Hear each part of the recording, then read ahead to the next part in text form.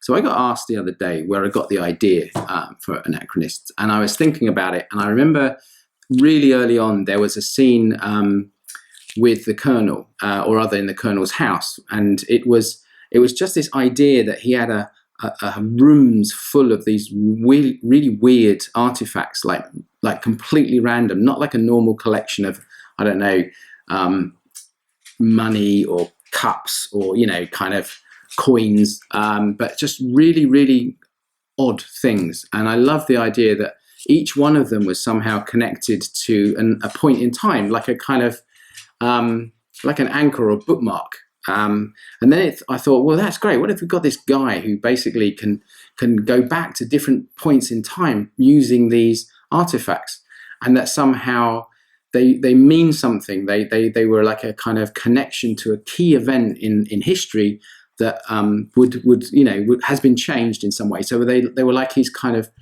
an aid memoir, or maybe they were just a point in time that he could jump back to, that meant something to him, that was important, that he had to change in some way, and they were like a kind of memento.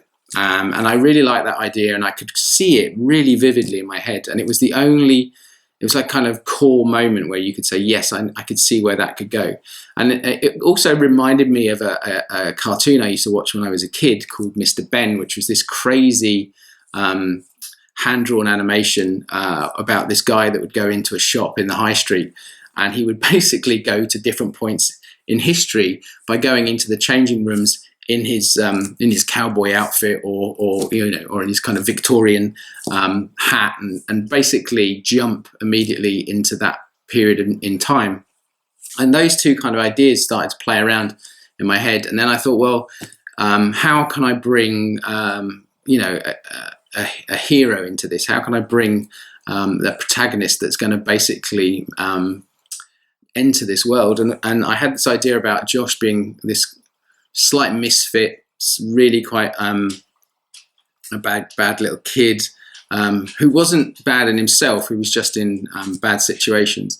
And from that, the idea that Josh would maybe break in, try and steal something he could pocket really quickly and run away with. And the idea of the medal came along, and it's just really interesting. Objects are really interesting to me. Maybe I'm a bit of a history geek, but I really like the idea that these kind of old things have a history, have a past, have lived alongside us for years, tens, hundreds of years, even thousands in some cases. And that if we could only tap into their timeline, then maybe we would find some way back into navigating the past. So I kind of saw the past as like a slightly unmapped, unknown territory. There's the past you obviously know, which is the one that's written in the books, but as historians will tell you, history is written by the victors, and generally not always the whole truth. So I quite like the idea that there's this kind of other lives and other times that have never been recorded or have been obviously changed over time. So thinking of the past as this kind of fluid, not so rigid, stable environment, world that you could kind of explore if you had the right objects that could take you back to the right time. So there's nothing kind of preset. You need an artifact, you need a vestige, as I ended up calling them, something that can lead you back to a specific point in time. And I found that was really powerful, really interesting way of exploring it. So no blue boxes, no kind of, time machine, none of that H.G. Wells stuff, but more a bunch of people that could kind of move through time using the past histories of objects. And it's led to some really quite interesting things. I kind of like where it goes. It's slightly expanded on that as the book developed, but as a basis, I just thought that was a really nice idea for the book. And I've kind of used it throughout the three that I've planned. Currently in the middle of writing book 2, which is going okay. I mean, basically second draft, so lots of things still to tweak. But as you develop on these ideas, you find whether they've got the ability to kind of allow you to take them into other places.